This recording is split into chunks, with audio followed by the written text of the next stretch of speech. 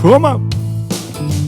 Damn these Biloxi blues, it happens every night. Every night. And I ain't never met a riverboat dealer that could ever be a friend of mine. I have not. The summer heat never treats me kind, it leaves trouble on my mind. So I'm bidding farewell, putting in my notice, and I'll see you at another time. Say. This highway does not know my name, and I don't care. No, I don't even, not even a little bit. Headed my way for another place, and I got 3 good tires and a spare. Right to the hook right here. Let's go to the hook right here. Just a white line gypsy getting out of Mississippi with just enough gas to get there. Low budget live, not so live, from the Low Budget Live Bar and Grill here in beautiful southern Middle Tennessee. And we are back, ladies and gentlemen. We are back in the Bar and Grill after a crazy 7 days since I left Knoxville. Lord have mercy. This is the podcast for Monday, April the 3rd, 2023. We done moved on into another month. They just roll on just faster than anything I've ever seen these days, I feel like. But recording this actually on the 2nd, and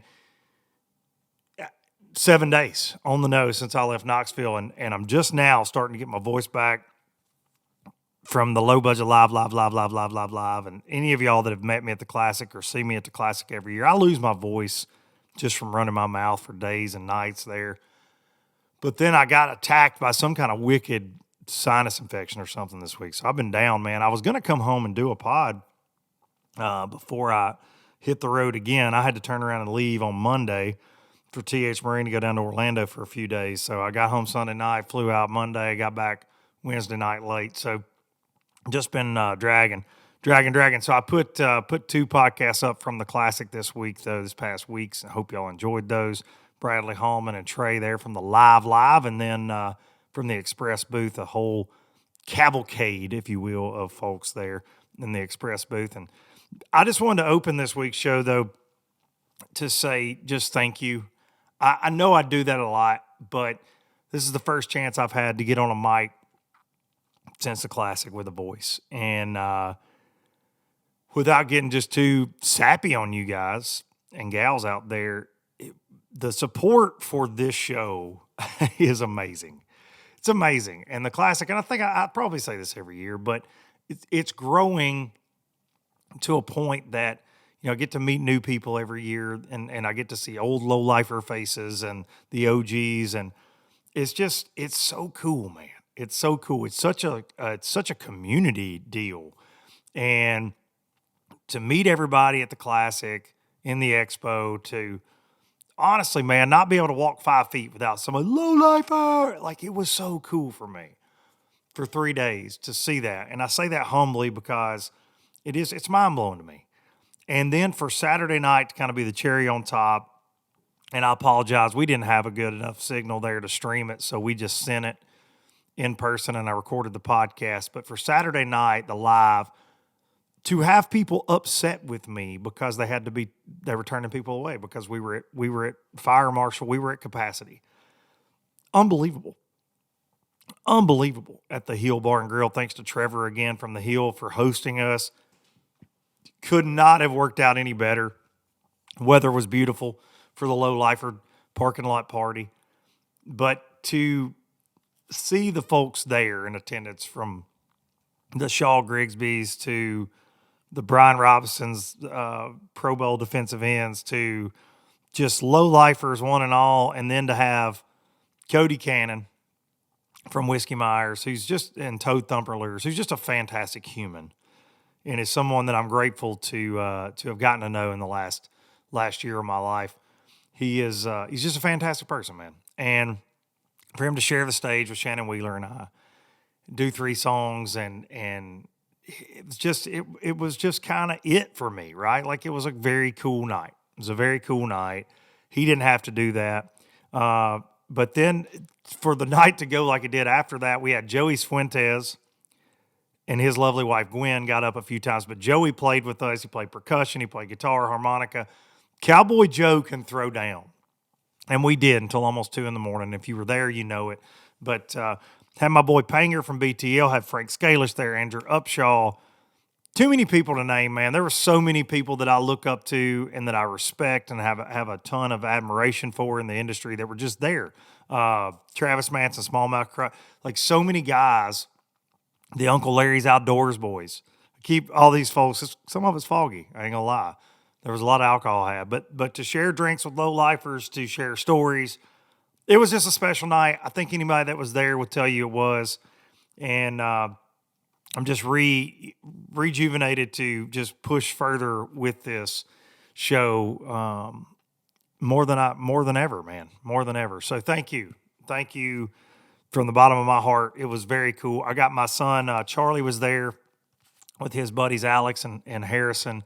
They were helping me out with equipment and road dogging for me a little bit just to help with some of the stress. And they drove over, excuse me, see, still struggling.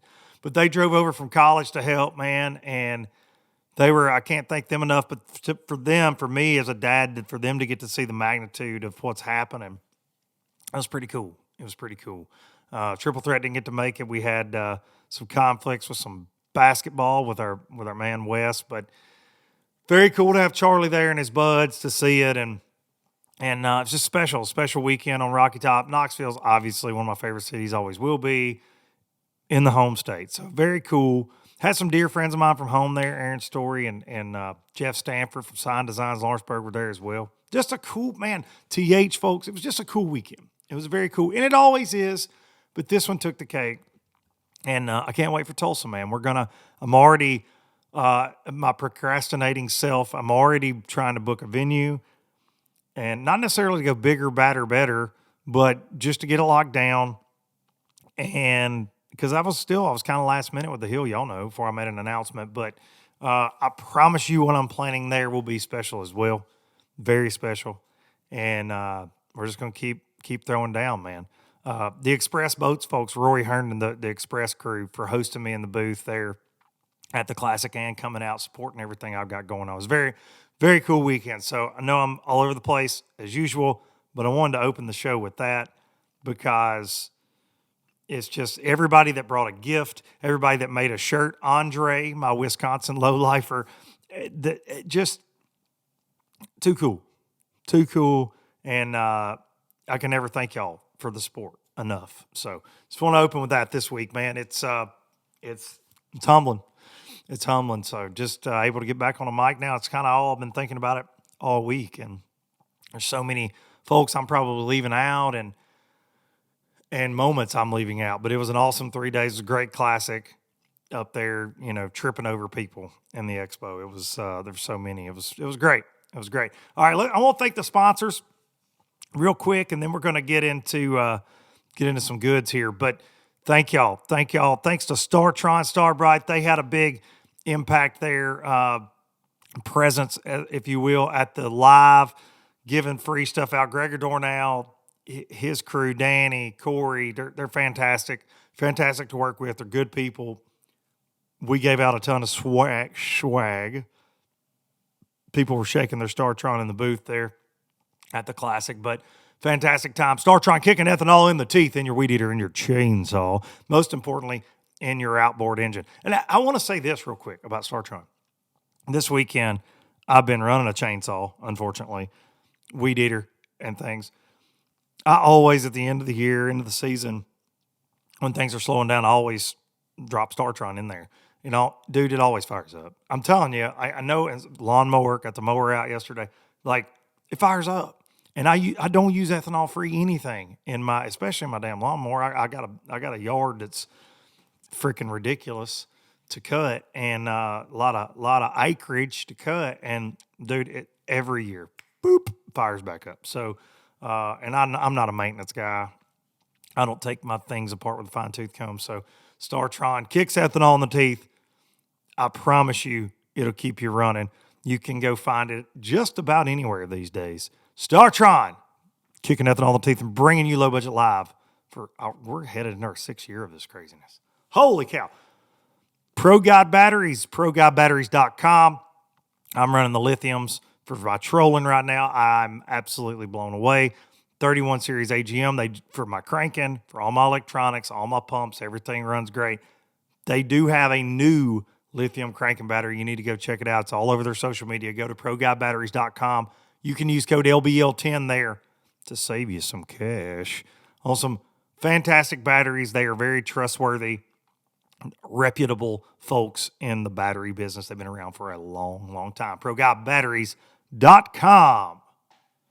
Baitworks.com. Speaking of them boys that'll support you, man, this has become, and I told them this to their face, this is one of my favorite companies to work with ever since I've been doing this, whether it be the fishing industry, the pro fishing life that I lived for a little bit, the podcast, whatever.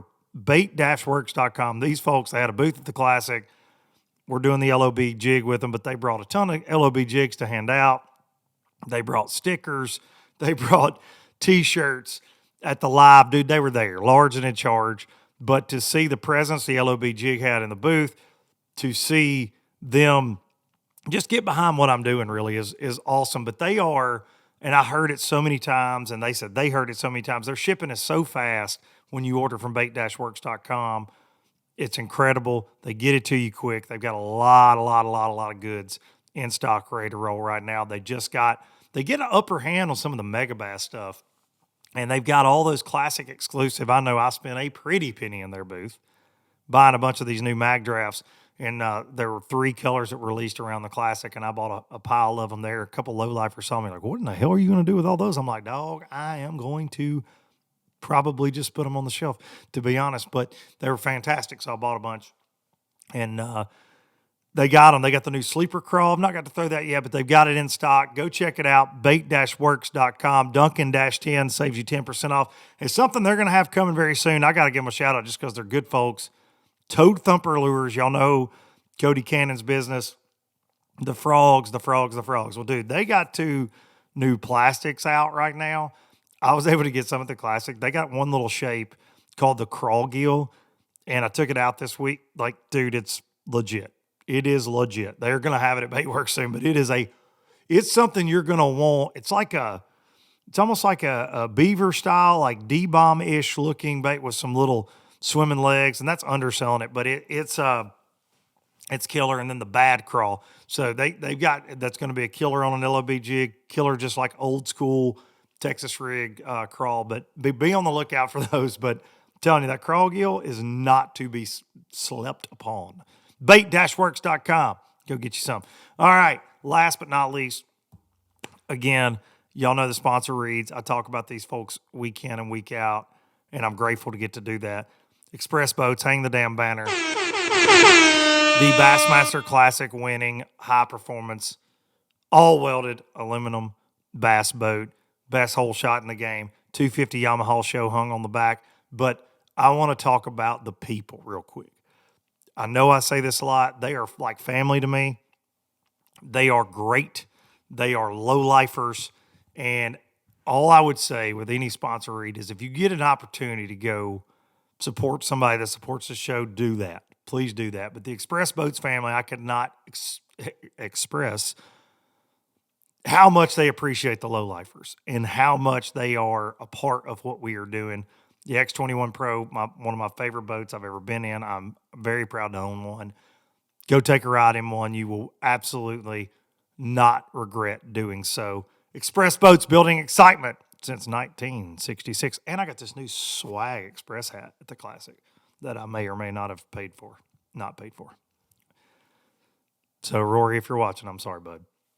Oh, they're awesome. Awesome. Lots of new apparel on the website. All right.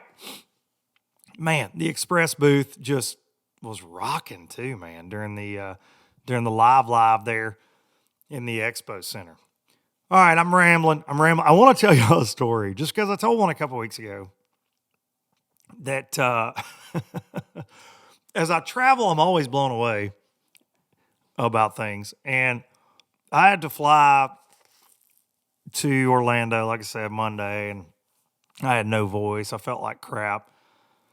It's basically just falling asleep anytime I got propped up anywhere in a corner, just because the Classic was so bananas. But just running on empty. No, I don't eat anything for 3 days when I'm there, and I drink too much alcohol and not enough water. And anyways, so I had to go to Orlando for TH for the big boy job, and just, whatever. And running on fumes, but the show must go on. Had a great couple days of work down there. But anyways, it's on my way back home. I'm just ready to get home, And I got a direct out of Southwest, out of Orlando to Nashville. And it's in the evening. It's like 6 o'clock at night, whatever. And I'm standing in line. You got your A group, your B group. And they're like, now boarding A, blah, blah, blah, blah. So this old boy, and you never, I don't know how to say this without really offending somebody, but if you could just look at somebody and know they're going to be a problem, right? And maybe that's me sometimes for people too, right? Maybe people just look and they're like, yeah, he's a problem. Well, this old boy was definitely a problem. And he's got his little boarding pass with the B on it. So he ain't supposed to be boarding yet. Here's the deal, dude. I don't get into all that. I'm not Karen. I don't care. Well, Karen was in line in front of me, though. And Karen's like, excuse me, sir, what are you doing? He's like, I have to get on this plane because I'm claustrophobic before everybody else. And he's like screaming at this lady. She's like, oh, well, but you're in the B group. She wouldn't give it up. And he's like, but I have special needs kids with me. And y'all, these kids were like high school, they just high school age kids. And they were standing there and they were just kind of looking like, we're not special needs. I don't think. He's lying. There's this whole thing. And these were, and she's like, well, they have a boarding segment if you need assistance. We don't need assistance, lady. We just need on the plane. So he's like yelling at this lady. I'm like, oh my God. So they call A1 through whatever, and he just runs on the plane. So she's like, well, that was interesting. Okay. So we get on the plane, and it's jam-packed like every Southwest flight. People's all Mickey Mouse cracked up coming back from Orlando. They got their mouse ears on and crap. Got old ladies wearing damn Minnie Mouse shirts and stuff, whatever. And I'm just trying to get home because I've been working. Because I've not been having fun in Orlando for the most part. And plane's just jammed up. This lady sits, there's a middle seat between me and this fellow. I'm sitting next to her. I'm on the aisle. He's on the window. She sits there. And dude, this is so wild. So she sits down and it's everybody's kind of in their deal. Oh, to back up, this guy in there, he's like, I got to sit in an exit row because I need the room. Like he's crazy. Very clearly crazy, in charge of some children. And there were a lot of kids on this flight, like teenagers, my boy's age. So we're on the plane and you just start to hear, I'll sit where I want to sit. Bah, bah, bah, bah, bah, bah, bah, bah, bah. From over my shoulder. I'm about 8 rows back. I'm like, oh yeah, imagine that.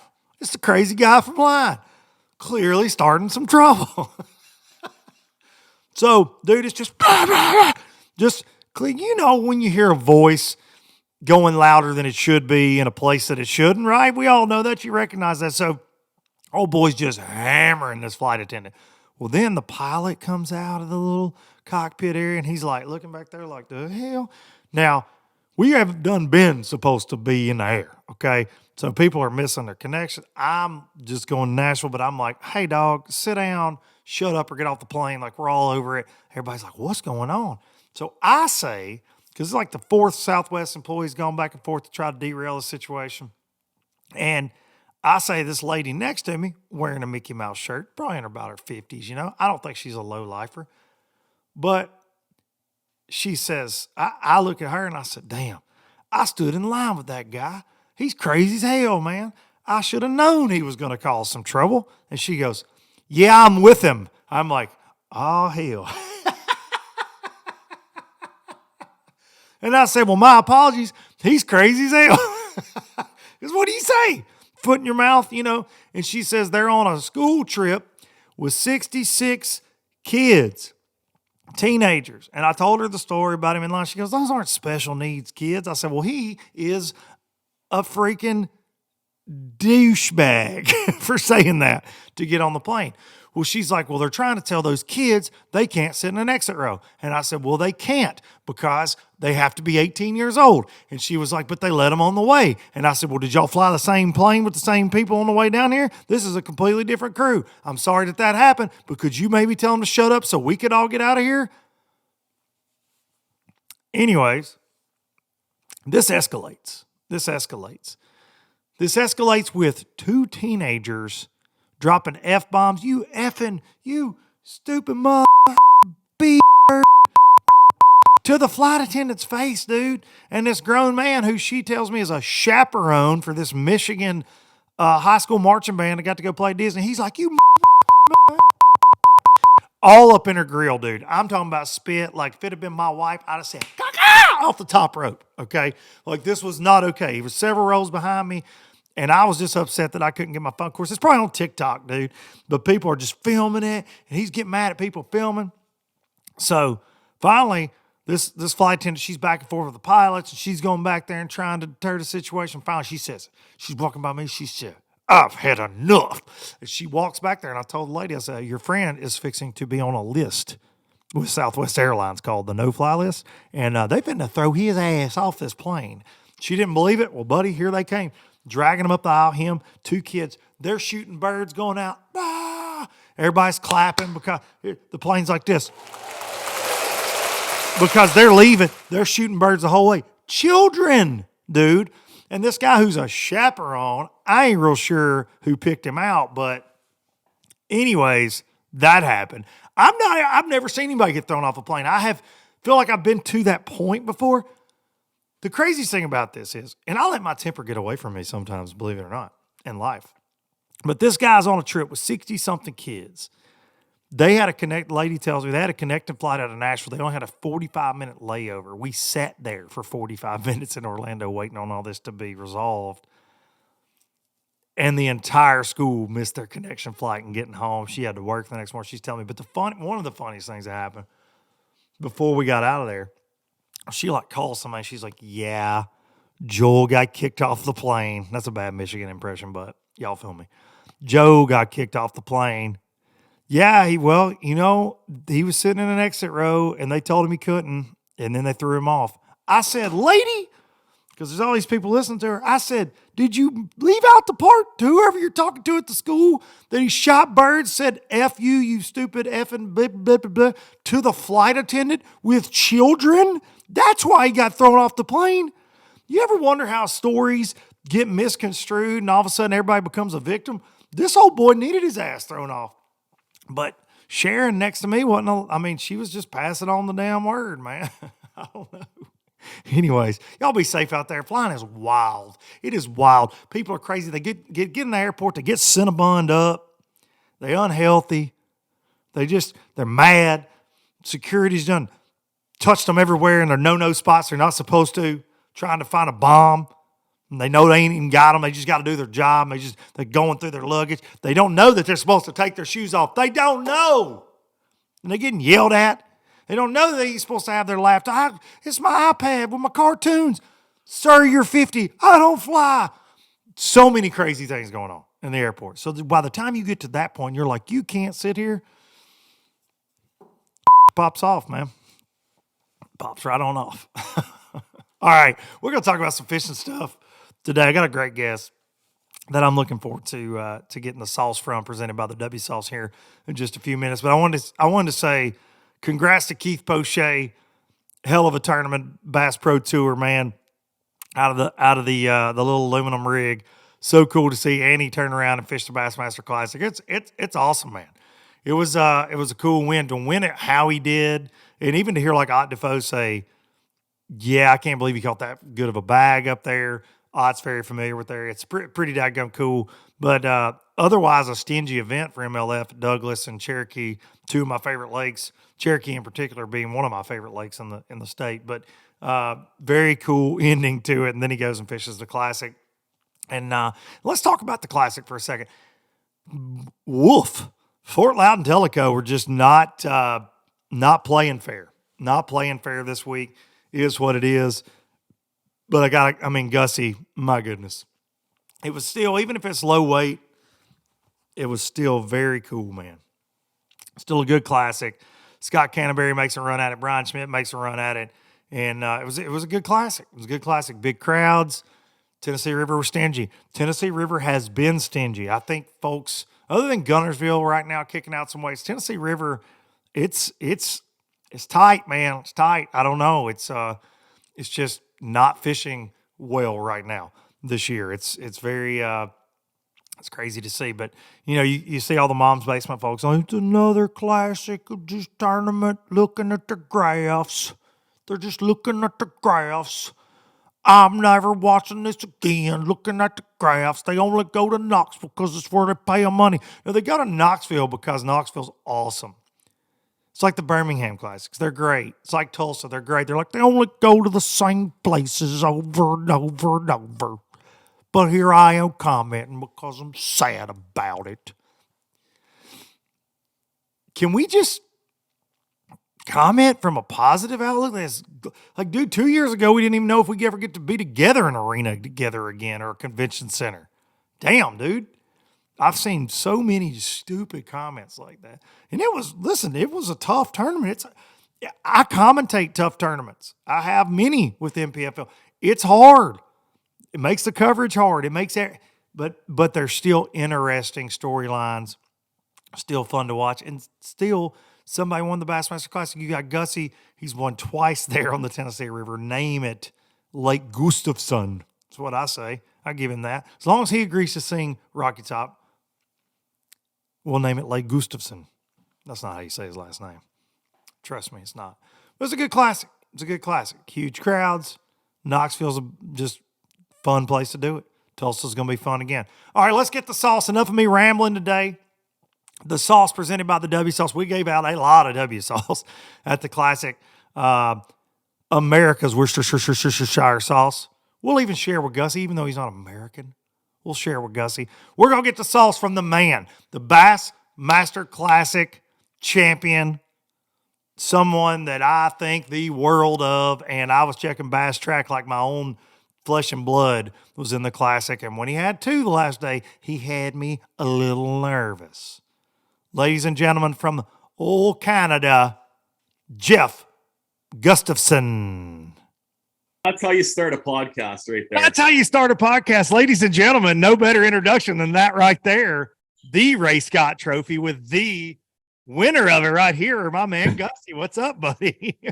I'm going to apologize to everyone right now for my voice. It's I've been wearing it out a little bit, but yeah, no, life's good over here. Life is good in the North Country, huh? Yeah. I just went actually on a 2-day little ice fishing adventure with a couple buddies, and we went into this snowmobile into this lake yesterday that like 15 miles, fly in only, really good lake trout fishing, and we didn't do that good. And then last night we caught a pile of walleyes, like, I don't know, as fast as you could catch them for like 2 hours right before dark. So made for a good day, but it was not like I was like miles from cell service or anything. So it was just kind of a nice getaway, relax. From just the hurricane you've been in since last Sunday, right? Like, it's just, I think, you hear this every year, man, it changes your life. And the immediate reaction, like from fans, from the industry, what's that been like? I mean, it's got to be crazy. Yeah, it is. Yeah, I mean, just like I'm still like a couple hundred messages I haven't even opened yet on my phone. Like, and I apologize because I know there's important people on there. And like, I opened a couple this afternoon, and it's like, oh, like they wanted to do an interview last Tuesday at 11 a.m. And I'm like, oh my God, sorry. But no, it's good. I can't, you can't complain when people want to talk to you. So, but no, it's been awesome. I mean, I'm a huge fan of the sport, and I have a lot of respect for it and the people that I fish against. And so, I mean, I know how special it is. I'm still like, I can't believe it happened. Like, Shelby and I have looked at this trophy a couple times this week and like look at each other and just kind of giggle, like, really, like, but Well, and it happened very fast, I feel like, because I mean, yes, you've been doing the fishing thing for years. It's all you've done. You are a multi-species angler, you're a guide, you've been an author, and writing for magazines, different things over the years. You've done TV, but fishing is life for you, and hunting. You love to hunt as well, as we see your big moose staring you Yeah. over the shoulder. But on the Bassmaster side of it, it's relatively early on in your Bassmaster career, because I've known you for many years through the FLW tour side of things. But then when that dissolved or started to dissolve, you got an opportunity to go to Bass in 2019. Yeah. And dude, that's not that long ago. And I remember a conversation you and I had, and there were rumblings about where potential classics could be. And this lake was not where you just won, was not one. And you said, man, just on the sheer chance, it goes a spotted bass fishery that you really like. And you were like, on the off chance that they have a classic there, man, I've got to be at Bass, because you love that fishery so much. And then fast forward to now, you've won 2 dang Bassmasters. I know. It's Tennessee River, Fort Loudon, same technique essentially, dude. Like, unbelievable, buddy. Like, it is truly not, it's not unbelievable that you won, because I've said for years, you're one of the best anglers out there at the pro level, 1,000,000%. You're one of the most consistent guys, on top of being one of the nicest humans ever. But dude, to win, you basically, think about this. You gave them local knowledge. Think about that. Going into this classic, they all knew what you were going to do. Yeah. You still were like, guess what? I'm going to mope you right into submission, buddy. Yeah.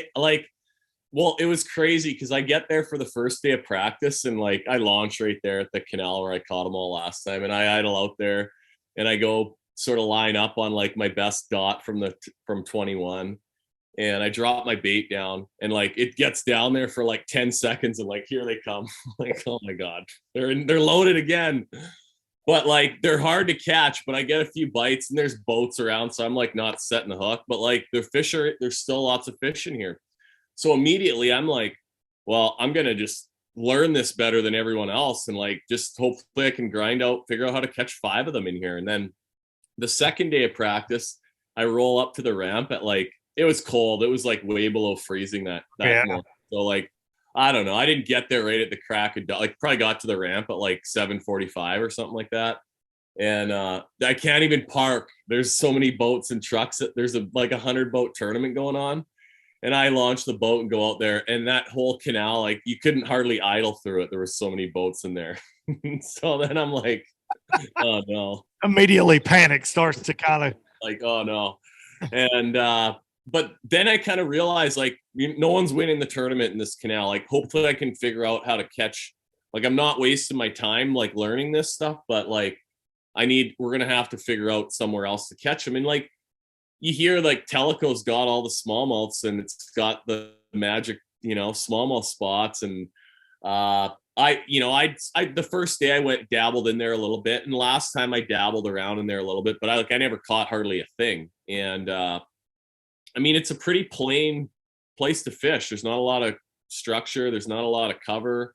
It's pretty clear, which I like, but yeah, so the third day I went out and I just started working my way down the lake and like idle and look for rocks, pretty much. Look for something. Maybe I'll see some fish. Just look for something to drop my bait on. And a few hours into it, I'm just going along this chunk of ledge and I see some rock, and I hadn't seen anything forever. And I go up there, drop a bait down, and like the whole bottom starts coming up, and it's like a massive school of smallmouths that will bite anything. Like, holy crap.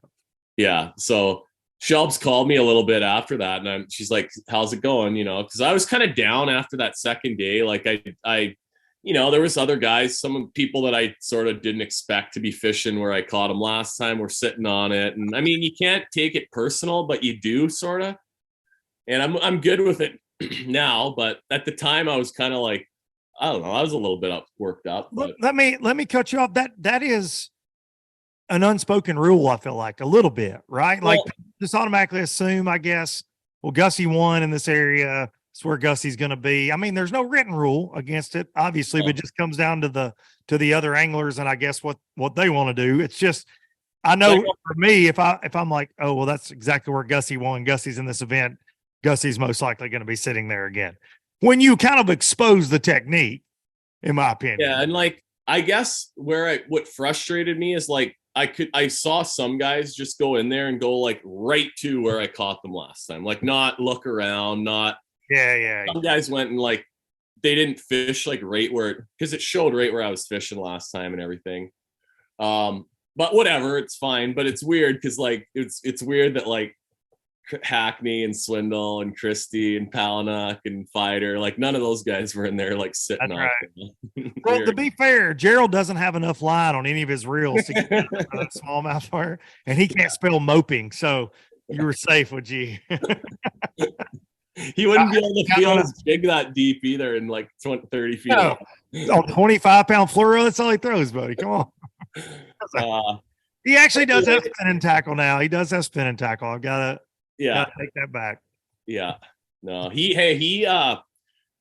is so much more versatile and like everyone thinks, and like it's so awesome. Like, cause I've got to be pretty close with him sort of through Carl, and we're, I'll tell a story about him here in a minute, but from last Sunday afternoon, but like wherever we go, like, cause like a lot of the places we go, like everywhere gets fished so hard now. Like it's hard, you hardly ever get an easy event, and like wherever we go, whatever time of year it is, like he always knows what to do to get bites and like where it's going to go down or how it's going to go. Like just been doing it for a long time, and he's sharp, and that's one thing that's important all the time. Like he just always knows like kind of what's happening out there. Yes, he does. I give him a hard time, but he's so versatile, and he's willing to change with the times too, right? Like forward sonar, whatever it is. He's a guy that I see just because he and I are very close, and I see him working on techniques all the time. This guy's got a storied career. He could just coast. He doesn't. He does not like getting beat. He wants to continually get better, and he does that. I mean, he really. I love giving him crap more than anybody, obviously, but he is always working on new things. Always. Yeah. No. So Sunday afternoon, after I'd gotten the boat, so I got in. Obviously, the ride. I've talked about this a lot. The ride back was horrible. Just I had a good run there, and I could not catch these things on Sunday, and marked a bunch of them, and it was a tough day. So I did not think I had a chance, but get in, my camera guy, Brian Evie's like, dude, you got a chance, and probably the best chance, but it's going to be close. So now I'm like, okay, well, I'll take that. Like I got a chance. And then, you look at Bass Track, but you don't really I don't ever put a lot into that because I knew I didn't have much more than what it said for me. And the one thing though is the camera guys run Bass Track on the last day, so it doesn't allow some of these guys to be like 7 pounds off or way off. Like they know, the camera guys kind of have a pretty good idea. But anyway, after we get the boat out, you're up at the boatyard for like 2 hours before you finally get to go over to the arena, and they kind of kept like Canterbury and Schmidt and I separated. So we couldn't really talk to each other, which was fine. It was good. But I'm just sitting in the boat, and Cody Huff was hanging out with me for a bit. But Swindle came over, and I mean, just like for 10 minutes, it just gets me laughing and not thinking about but it was kind of a dark little time there. So sure. I texted him on I don't know, maybe on Thursday or Friday morning, and just said, "Hey, G, thanks for coming to hang out with me in that moment." And made me forget about it, made me realize enjoy every minute that you're here and getting to do this. And he just replied and said, "Friends for life." And just always has a good way with words. And I'm pretty lucky that I gotten to know him. That's very cool to hear, man. And I got a picture of you through my buddy Mitch at TH Marine, Mitch Anderson, through Brian Evie, and he texted us a picture because you and Mitch go way back, and you and I go way back, and then Shannon Ramsey with TH Marine and your lovely bride Shelby are good friends, and so she's on pins and needles all day. Well, Evie sends a picture to Mitch of you on your ride back, and he just turns his phone to me and he goes, "That doesn't look good." and the look on your face was very un-Gussy like. You know, you know, spent a lot of time together, and I thought, but you do have the weight of the world on your shoulders in every tournament that you go into in professional bass fishing. But in that moment, with the opportunity to basically just walk away with it, if you just get a couple of bites, but instead now you're like, okay, I didn't do my job necessarily. I didn't catch 5.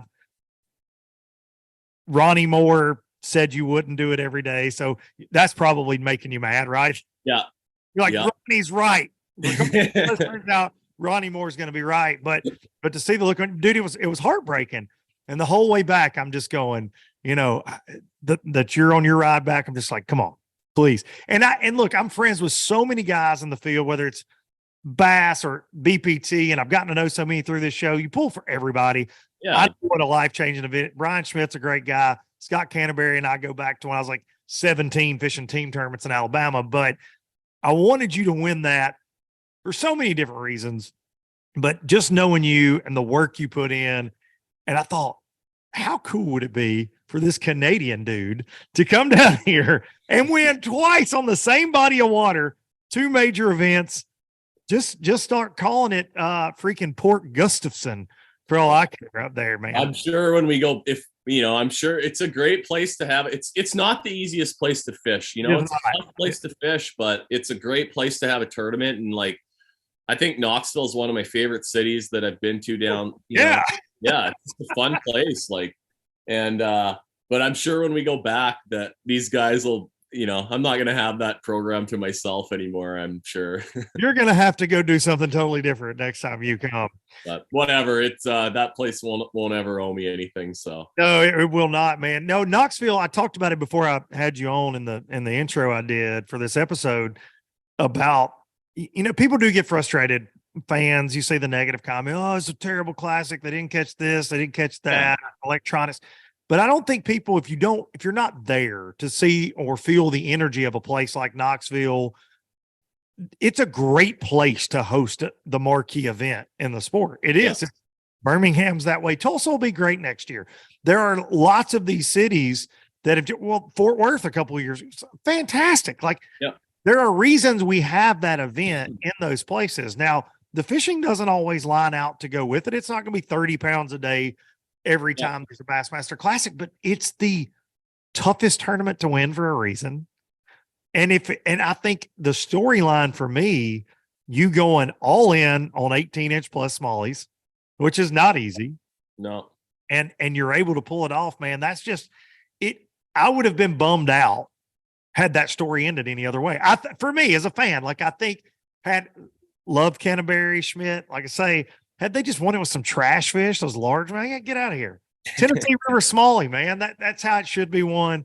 And Ronnie Moore got to eat a little crow, and I'm always okay with that because I like giving Ron a hard time. I did like his video bowing to you after day 2, after he proclaimed you could never do it. Oh man, that had me cracked up. I was laughing so hard when I walked into that. But then it was like, that was hard too on Saturday night. Like, you know, like that happens and everyone's like, dude, it's over. Like, you're destroying everyone. It's over. And I knew Sunday was going to be hard. Like, I 100% knew it was going to be hard. Like, just those fish they're ready to go. Like, they're gone. They're leaving. They're getting smarter. If the tournament would have been a few days earlier, like, I probably would have had my limit in like 20 minutes every day. Like, it was that good. Wow. But it was like, I knew it was going to be hard, and it was. But yeah, it was. There's a lot of emotion and like stress. Like when I started fishing on Sunday morning, dude, like I was shaking. I've never felt that before. Like, and I've been in lots of like good position and heading into the final day, and you got a camera on you, like that's fine. But it was different for this one for sure. That's so crazy. How have your sponsors reacted to it, Gussy? I mean, you've got a great stable of sponsors. You know, of course, winning in a Lund. I'm an aluminum boat guy. You know that. Yeah. Back-to-back classics in aluminum boats. Like, that's really cool. But how did they react? How did most of your sponsors react? Yeah, no, it's been awesome. Like, the coolest part for me is because Lund's like a Midwest, more of a northern company, and some of the people from Mercury, and just like some of the people that maybe aren't like that knowledgeable in bass fishing or don't follow bass fishing now, like we're they're like into it, and they're watching bass live on Sunday, and they're fans now, so that's kind of probably been like the coolest thing. But as far as like, yeah, I'm really lucky. Like I've got a bunch of good sponsors and have had a lot of these relationships for many years, and a lot of the people I haven't even gotten to really catch up with yet, other than just some text messages and stuff. But yeah, I wouldn't be, I'm a regular guy. I would not be on that stage without a lot of help, and just caught some breaks along the way, and but Well, dreams happen. yes, they do, buddy. Yes, they do. And you're a guy that I truly, and I said it on social with my post. There are good guys you meet along the way in this. There are lots of them. There are lots of good guys. And then there are great guys. And I've always put you in that great guy category because, and I told the story on here with Carl from Okeechobee one time, and I was catching some, and you were like, "What?" Yeah, you did everything you could to help me out there. And I tried, and a lot of guys in that situation, when you give somebody a bait, hey, I got your back XYZ down the road, and it never happens, but you were always the first guy because you were always catching them way better than me. Let's just be honest, but you're always the guy to offer, hey, try this, do this, and this step. So I've always, and I knew you were a great guy before that, but that was always like, that's a testament of character because it is such a cutthroat sport at times. And you know that. Yeah. It is. And you and I did not know each other really at all until I started fishing the tour. And you were always one of those guys I gravitated towards. And we had a lot of mutual friends, Josh Weaver and our buddy Jason, JJ and JJ Strader. Yeah, Wes. And we always kind of ran with the same crowd, but it was always, you're always one of those guys. And man, I was so happy. I didn't get to go the way in. I had to turn around and go to Orlando for TH on Monday. So I had to drive home, and I was watching it going down the road. Man, people probably thought I was crazy. I was just whatever you want. I was going nuts in the truck, and it was, and Marissa texted me. She's like, Gussy did it. He did it. Cause she was always enjoyed being around you. She was like, she was happy. And, it's really, really proud moment, man. It's, and dude, I like it when the FLW tour guys put one over there, like the school FLW tour guys. I'm okay with that because it was always some of the highest caliber anglers out there, man. And it's shown itself over and over and over and over through the years once they move elsewhere, if they decide to. And so cool to see, man. Something that I know that has been a point of contention, and you see this, people hate forward facing sonar. They either love it or hate it, right? Yeah. But for you, it's funny, your Bassmaster bio says, fishing strength, and it's like anything with electronics.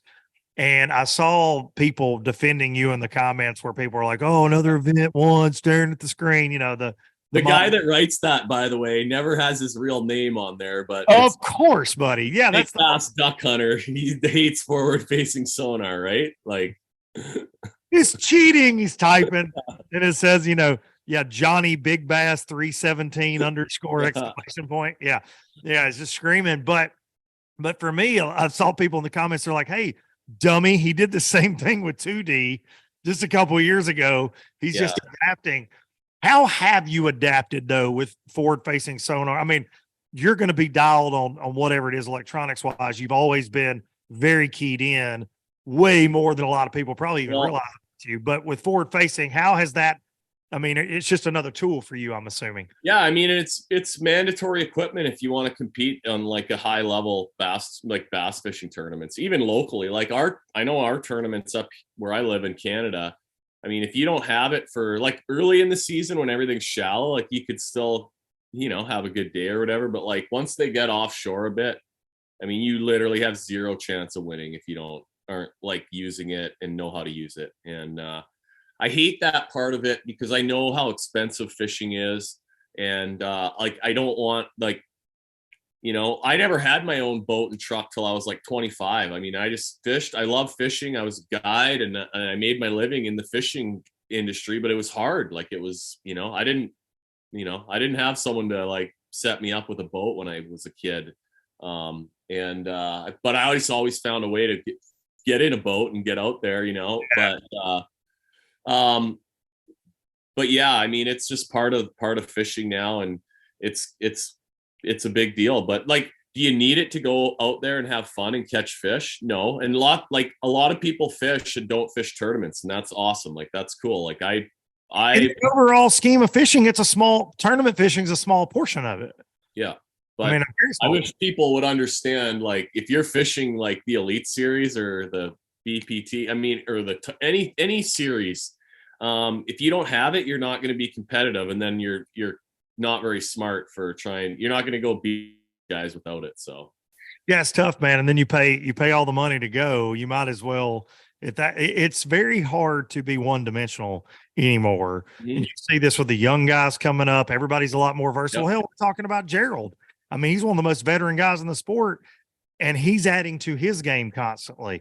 If you have any aspirations of doing well in tournaments, and I dare say that goes for team tournaments at home, whether it's a 30 boat jackpot to the Bassmaster Classic, electronics do play a big role. Now, I do agree with you. I wish it wasn't so expensive for a lot of people. I understand that's the immediate hatred of it for some people. And I see people, being really harsh, like, well, I can see you can't afford it. Well, I'm not saying that. I'm saying that's the immediate though downside is, well, I don't think that's good because I don't have it, and it's, I don't know. It's a crazy argument, man. It's one that I don't think is going to go away anytime soon. I thought bass, and I wanted to get your thoughts on this because obviously you were fishing, you didn't get to watch it. They showed your screen. Yeah. And that's the first time we tried it at MPFL in our first season. We kicked it around and we tried it. We couldn't pull it off. And because that was something we had in a pre-production meeting, I'm like, the first folks that can show that. So when the guy's tuning in, he can actually see what the angler is looking at. It will change that argument because I'm obsessed with watching it no matter what everybody's doing. I don't care. Like, I just like the drama. I like the storylines, but I get staring at a guy. It visually is different than if you're skipping docks and with a buzz bait or whatever. Like, I get it, but so cool to see your screen, your bait, everything you're looking at. Did they tell you going in, hey, Gussy, we're going to do this? Yeah, I knew that they were going to do it. And I had the HDMI cable sort of put in my, but it's hooked up to a Humminbird Apex machine in the front, and had it set up earlier in the year. And so it was sort of ready for it. I like it. I kind of didn't really want to have it the first day just because, like, I didn't have a lot of spots. So, like, I didn't really want to necessarily, like, there's a lot of fish down on this place, but show it. Yeah. But it all worked out. And I understand the way that I was fishing was not that exciting to watch for people. But I love it. Like, that's what I live to do. Like that way. And I don't care. However I can catch the biggest fish is how I want to catch them, like I'll do whatever you got to do. But fishing the way I was with that jerk shad and a jig head, I mean, I've caught so many bass on that. And that's the one thing I have kind of that I maybe probably have more confidence and experience with than everyone else in that field. And it's just a body of water where, like, I was able to show it to them. Show them the goods once again, 2 times, 2021 and 2023. That combination, that lure combination. I know you're a spotted bass. I think you're a spotted bass guru. I think you're as good. Love it. That's your favorite. You had an opportunity to win Elite there on Lanier. Does that technique play? Because I know you're a big Ned guy when it comes to that, but is that a technique you use for spots and largemouth, or is that primarily a smallie deal? It kind of works for spots, but the one thing about spotted bass that they don't like they do not like your bait hovering or sitting still up above them. They'll come racing up to it, and then they put the brakes on. Where those smallmouths, like, the stiller, you can just hold that thing there and, like, hardly move it, the better. And the spots are different. So, like, the most important thing you need to know about what I was doing is you always want to keep the bait above those smallmouths. Like, I've seen it where you, like, drop, because it's tempting to drop it right in their face. Or, get it, or sometimes you drop it past them if you lose it on the sonar when it's going down or whatever. Like, I always want to keep it above them. The spot bass, they love when the bait goes flying past them. Like if they follow it to the bottom, it's like a dead bass guaranteed. So the spots like swimming that thing. Like they do, it does, I always will have it tied on, but they don't love the like straight Demiki style, like get on top of them and hang it like a smallmouth does. Yeah, they like that. They like that little hula sticks or whatever. People have no idea. Like buddy, listen, my son, Hudson, my 15-year-old, he knows the power of that little jewel on Smith Lake and some different places. And always like, Dad, I'm going to throw the Gussy at him. Cause I've told him the story. I'm like, I never knew this was a thing. And then Gussy put me on it. And so he's always like, Dad, where are the Gussies at? That's what he always says when we're spot fishing. The most simple, like, Smallies like it too. Smallies like it too, for sure, man. It's very cool. Very cool. So with you being, I know you've been on this ice fishing trip, and I think that ice fishing is something that a lot of people in the South, myself and included, for years, look at it as something very simple, right? You drill a hole in the ice, get a 6-pack of beer, you're with your buddies, you sit out there and you hope something swims with a hole.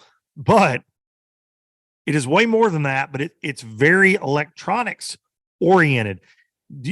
Does that, I know it helps you, but is that kind of where your love for electronics, bass boat world came from? And just like confidence in what they're telling you, because when we sit there ice fishing, and it's a lot of like, the fish relate to structure the same as they do in open water. And we have good mapping now for a lot of places. Like if I fished a hole for like 5 minutes and I didn't catch one or mark one or whatever, like on to the next hole. Like when we go, it's not just sitting on a bucket for 12 hours and like, oh, hopefully I get a couple bites today, like we usually catch a bunch of fish. But yeah, just hours of like sitting there looking at a flasher screen, watching how walleyes and crappies and bass sometimes too react to your jigging spoon or your bait. Just a lot of like playing cat and mouse with different fish. And I think that's helped me like, as far as just like being able to pick up my bait, under the boat and put it where I want it to. But yeah. Is that, does forward facing play a big role in ice fishing now too? Yeah, it does. I still just use an old school flasher, but I usually like just take my snowmobile out. So I want to pack kind of light, and a couple of the guys I was with the last couple of days, they got, the ice fishing bundles going, and it shows you just a much wider area than a flasher does. And then you can shine it around like for crappies and stuff. It's sick because they'll just be out on a mud flat and like you just like, oh yeah, there they all are over there. So you just take off and run and drill another hole. But like you can clean it. Like the problem where we live up north is like all 90% of the crappies in the lake will be all together for the winter. So we'll find them. They just like they're the easiest fish there is to clean out. So if you're using, scoping crappies through the ice, you got to kind of just take what you need for dinner and like go a little easy on them. I love that. You heard it here, folks. Gussy says stop when you get enough. Just stop. Yeah. Dude, like you don't have to fill up a bucket every time you go. I think the same can be said for crappie on live scope, forward facing, just all around the country, dude. Like they're in the States, they are getting like either wise or getting wiped out. Dude, to be honest. Like the bridges on Guntersville, like every time I've been to Guntersville lots, like every time we go there and I'm like, surely to God, they caught all the crappies around those bridges. But no, you go there and they're just pulling them up like as fast as they can get their baits down. And like, dude, it's like unbelievable. Nature always finds a way, right? Like I know some of the argument about all the advances in technology. Oh, you're going to ruin this. You're going to ruin that. Nature finds a way, except maybe in Canada on your small ice fishing lakes, maybe. Yeah. They're slow your roll there. Yeah. It's amazing, dude. I want to come. So we've talked for years about coming up and going deer hunting with you, Strader and I, and then you had a wolf problem. Yeah. Are the So I switched whitetails from- rebounding now? A No, little bit? not really. We had like the worst winter ever last year, so it's gonna be a little while. But I did have one in my yard today, like the little doe, so that's positive. Like there's one deer that lived through the winter. It's like those damn crappie. I can't come up there and try to hunt one Yeah. deer, Gussy.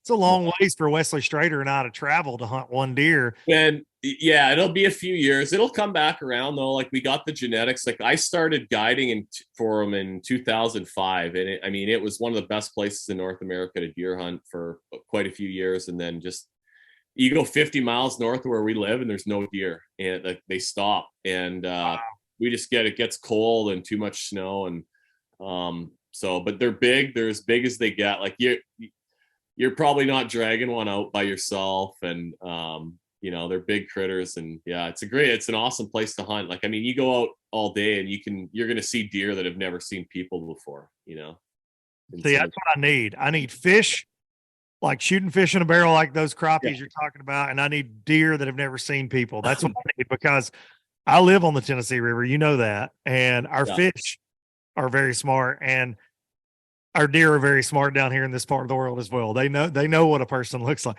They know when I leave my driveway, I think, to drive 15 miles south to my hunting lease. They know. Yeah. Cell cameras just go crazy. As soon as my alarm clock goes off, they're just down there, just having a time, nibbling in the food plots. I get down there, gone. Yeah. Every time. So, but yeah, and then you brought up the wolf thing. So yeah, after like when the deer started to kind of go downhill, like we're just like, please have an easy winter, please have an easy winter. And then, we just got a few bad winters kind of piled up. And then because the deer were so like kind of out of hand, really, like the deer population was off the charts. The wolves kind of exploded too. Like they're just, they kind of go as the deer go. So had a lot of wolves around. Like my deer hunters started to like see more wolves in a day than deer, like sitting there. And so, yeah, I started doing that kind of a January activity, like true sit outside in as cold of weather as it gets. And like I've had propane cans freeze. Whoa. Yeah, you're in real Canada. Yeah. Like you see the Johnson brothers, even Mercer told me this one time. He goes, no, Gussy lives in real Canada. That's what Dave told me one time. He's like, no, where he's at is actually Canada. I'm like 20 plus hours northwest of those guys. So yeah, we are, I'm north of Minnesota, like way up north. And yeah, we get real winter. Like, I mean, this is my front yard right now. I don't know if everyone can see this, but it's melting today. It was a little bit above freezing, but that's a lake out there too. It's not a big white field. It's a lake. I could drive my 250 on the ice out there still. There's like 3 feet of ice. Like I was drilling holes yesterday, and the auger, I don't know how long the auger bits are on those augers exactly, but like 40 inches maybe. And I mean, I didn't need an extension, but we have had to use them before, but like right to the like bottom of the bar. And yeah, at that point it is kind of like, what are you doing? But so when the weather, like you guys had in the classic pre-practice, it's in the teens in Tennessee, and everybody's pissing and I loved it. I loved it so much. Yeah. I see the joy on your face when you say that too. You are certainly, I can think about a day when we were all at Cumberland for an FLW tour event, the first time we ever went there, and it rained and was like 38 all day. And I said multiple times, I bet the only person having today is Gussy. Yeah. I remember that day. They bit the fish, like it was fantastic. Like I think that burned you and I both, because we were fishing in the same creek, and then come tournament time, it got all nice and sunny, and everyone in the field except for me and you knew it was going to go down farther down the lake. I stayed up there on that end. Yeah, everybody but us. 110th. Yeah, I got paid there one of the times that we went. Yeah, not the first year. I missed it the first year. I caught him the first day, not the second. Then the second year, I caught him in that same area. Caught him I never caught a bat. The second time we went there, this is no joke, frigid temperature and practice. And I remember the first year. The second year, I never caught a bass in practice. In 3 days, I never caught a bass, not a single bass. And it was brutal. And I said, you know what, the hell with it. I'm just going to fish where I did last time. They've got to be showing up at some point. I ran like 3 different areas, and at lunch, all of a sudden, I pull up on a stretch. I call like a 4-pound smallie, and I'm like, all right. They started, and it was the same deal as it was a couple years earlier, and I called them there. But yeah, we missed the memo. I never went to the other end of that lake. I want the elites to go there. Dang it, that is such a good venue, man. Such a good venue.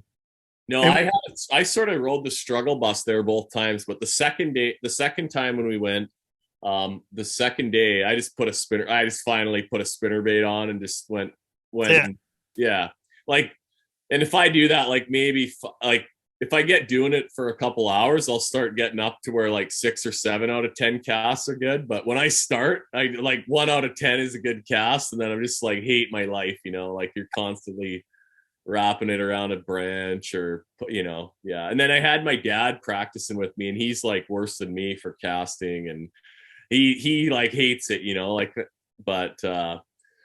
but yeah, that was did he get to be there on Sunday? Was he there? Yeah, my parents were there, so they were there all weekend, and that was pretty sweet too. That's awesome, man. That's so cool. That's I don't know, man. It's you like to see good people do good things, and you were certainly one of them, brother. I'm proud of you. I'm proud for you guys, and you got to get out of the frozen tundra though and start thinking about Lake Murray. I'm assuming you leave the rig down south, right? Yeah, I left the boat at Mullen's place, and why? Yeah. Wow, you're gonna have flat tires. Looking at all my Demiki jigs right now. He can't spell Demiki. You know this. Right now, you've got 4 flat tires in the river because he did not have a good tournament down there. Mullins had a rough tournament. Yeah, he's taking it out on the Gussy rig right now. Yeah, no, the friendliest lab in Tennessee is guarding my boat right now. So that's a fact. That is a fact. The friendliest lab. That is awesome, man. When will you guys head back? In a week and a half or so. My boat's kind of a mess after everything, and I don't know how much they got. After I got out of the arena, there was like 2 inches of confetti in that thing, and I had a panic attack. I'm like, oh my God, like I'm not going to deal with this right now. I don't really care. But at the same time, tomorrow, this is going to be a problem. And I got to my boat the next morning at the boatyard. Like they just brought it back there, and then I just was gone. I didn't care about anything after that was done. Of course, yeah. But I get there in the morning, and it's like clean, and I'm like, no shit, I can't believe somebody did it. I saw, when it went out of the arena, somebody had a leaf blower and got her out. But I'm sure there's still in some of the like cracks and crevices, there's going to be some confetti, but it can stay in there for the rest of the year. I'm going to say, when you open a compartment to get out a bait though, and there's some confetti there, you're like, yeah, that's right. That's right. I would want that to stay. See, and my boat's so dirty all the time. I feel like nobody would have blown it off because they would have been like, oh yeah, well, Luke, it's okay. The confetti can just stay in there. Can you imagine if John Cox had one and confetti, it would be there 6 years from now. Yeah, for sure. Fighter too. Like Fighter's never picked up a thing. Like he's the most superstitious like bass angler for sure. For sure. Never picked up a bait off the floor of his boat. Like I've taken some off before. Like he'll let other people clean it up, but he will not clean up a bait off the floor. It's hilarious. He is very superstitious. Yeah, like lots of little. Yeah, like I just like almost ignore. I don't even ask about it because I'm just like, well, yeah. But he, he's a piece of work. But yeah, the confetti was I was scared for that, but I was thinking I was just gonna have to like rip down the interstate for an hour and like it'll just send her, I can't imagine the Tennessee Highway Patrol pulling you over. Yeah, you're and you got your trophy, and you're like, no, look, seriously, this just happened. You're trying to play a video. Yeah. To keep from going to prison, Tennessee prison, Brushy Mountain. Yeah. Oh my gosh. Jeff Gustafson, you're the man. I appreciate you doing this, man. I know the voice is haggard. I know you guys have been running. You've been doing all the shows. I appreciate you, buddy, very much. Yeah, no, anytime, Luke. Thanks again, and good catching up. And yeah, I still owe you a favor back. And for everyone, I know you've told this story before, but you gave me a white swim jig, a light one, a 1/4 ounce, and you were in, and like I had a decent first day, and if I get my limit, I'm getting a check kind of thing on day 2. And you got your limit, and you were like, that's like the greatest feeling in a tournament, in one of those pro tournaments. Like, oh yeah, I got enough to make the cut. Oh yeah. That's the best. And you came and gave me your exact jig and bait, and I never caught one. I caught a short one or two, but at like about 5 minutes into it, I'm reeling the jig up, and like I pull it out of the water, and I get it like 5 inches out of the water, and like a 5 or 6 pounder came and like tried to eat it, and like, oh my God. Right before I saw you that day, I lost, without a doubt, the biggest bass I've ever hooked in a tournament. And then when I say, I mean, I've weighed 8-pounders, but like it was, yeah, I mean, I won't throw like 10 or whatever in there, but it was over 8. Yeah. She was like right in the top of the freaking lip, man, top lip. You see the hook and swimming that jig through those pads. And she waked it. And I thought, oh, it's a grinnell or something. And the water was pretty clear in there where we were at. Yeah. Just kept bringing it. And I saw her and she just sharked behind it. And I killed it for a second because it was getting close to the trolling motor. And she just goes, boom, like they were in the Cinco. So I just lay the wood to her. She's right there, like 10 feet. A few thrashes to get around the trolling motor. I had Todd Lee, you remember Todd, as a co-angler. He had the net, and it just came out, man. It was a daggum, I mean, a big one. I lost 2 or 3 in that tournament. You know, that's where Tim Frederick is right there. I mean, we were in the goods. That was one I would like to have over again, just for like 3 lost fish that would have had me right there in it going down the stretch. There was so many big fish got caught. Like Scott Martin was fishing beside us the whole time too. Like, you know, there was a bunch of the heavy hitters that were fishing around us. So we all started the first day, and it was like me, you, Scott Martin, Cody Meyer, Tim Patrick was in there, several more, and I'm like, okay, I thought this was special the last day of practice, but I think it's really special. Yeah. So this year we go to Okeechobee. That's the first time I've been back there since then. So I got all the waypoints, you know, from last time. I'm driving over there and I'm like, oh, I'm right on the waypoint. Like, where's there was grown up now? No, there's nothing there. There's for like 2 miles. It's just it's open. It's brown, like almost the water's so muddy you could almost walk on it, and there was nothing anywhere other than like those little islands that sort of going over towards Harney Pond. They were still there, but I'll never forget the weigh-in. Jody White with FLW after the first day. And I didn't have a lot of weight, and nobody out of there had a lot of weight the first day.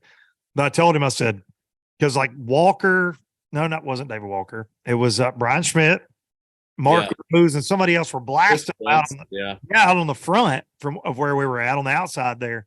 And I told him, I said, dude, you better put a camera crew in there where we're all at. It's fixing to happen. He's like, yeah, right. Nobody really caught him. I said, I'm telling you, it's fixing to go down in there, dude.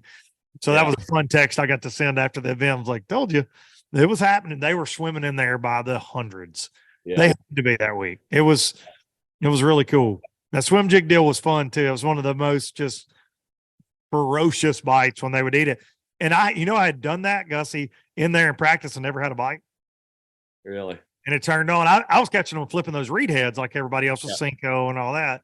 And the first morning, the wind was just gassing the first day. And I kind of got blown over. I was trying not to get on the trolling motor too much, and I got blown against one of those lily pad edges, and one chased a minnow in front of me. And I had a swim jig on, and I threw it over there. I caught it. It was like a 5. So I was like, oh, I'm going to keep doing it. And then it was dumb. They were just getting in there and like staging, I guess.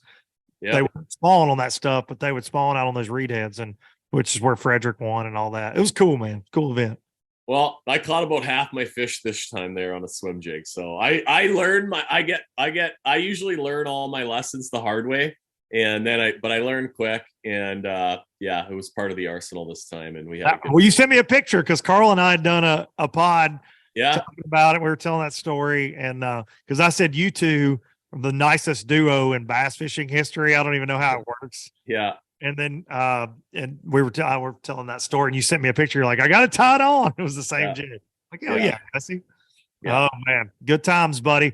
Well, I'm proud of you, man. I can't thank you enough for doing it again. And when you're traveling through these parts, we'll do one of these in the bar and grill one of these days. Okay, no, would love to catch up and get to see you, but yeah, no, I heard you had a good party on Saturday night, and I've told you before, Small party. if I ever miss the championship Sunday at the Classic, hopefully it's not going to be in the next few years, but yeah, I'll definitely be there. You were the first ever. I told you before we hit record, first LBL live we did at the Classic. You were on that guest lineup. You've always been with the show. You've always texted me about it. You're listening. You've always supported me since I started this, man. I can't thank you enough for that too over the years. Yeah, no, likewise. Okay, man. Thank you, man. Ladies and gentlemen, Gussy, classic champ, Gussy. Let's go. Well, all right, that's all she wrote for the champ, baby. Bassmaster Classic Champ. The sauce presented by the W Sauce with that man right there. And I can't thank him enough for taking time out of his schedule to do this. He is obviously very busy, but I will say this about Gussy. Just responding to everybody on social, responding to texts, responding to phone calls. He's one of a kind. He is a legend in the sport in my mind. And I couldn't be happier, man, for him, for his lovely bride. He's so deserving of that title and will be a great ambassador for us for the next year. That is for sure. Thank y'all so much for tuning in week out. Again, the Classic just puts it all in perspective for me. The low-lifers are one of a freaking kind. I'm going to take y'all out with some Biloxi Blues, just like we do each and every week. And I will see y'all next time. From Jacksontown to Tupelo, I never could make it last. Spanish moss and Civil War ghosts, well, I'm gonna leave them in the past. Any direction, Lord, I'll be fine. It don't matter east or west. North, south, wherever the wind blows, I'm leaving those burdens at rest. This highway, it does not know my name, and I don't care, no, I don't care. Heading my way for another place, and I got 3 good tires and a spare. Just a white line gypsy getting out of Mississippi with just enough gas to